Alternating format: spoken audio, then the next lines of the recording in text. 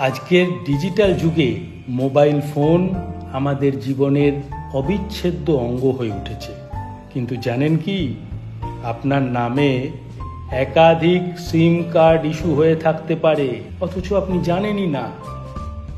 এই সিম যদি কেউ অপরাধমূলক কাজে ব্যবহার করে, তাহলে আপনি সমস্যায় পড়তে পারেন, আইনত ও আর্থিকভাবে।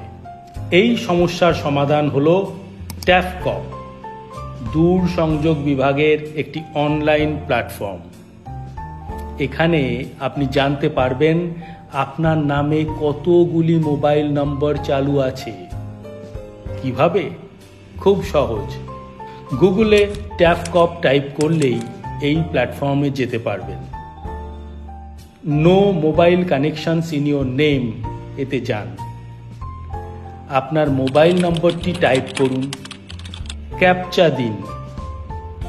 আপনার ফোনে একটি ওটিপি আসবে, সেটি ভ্যালিডেট করলেই হলো।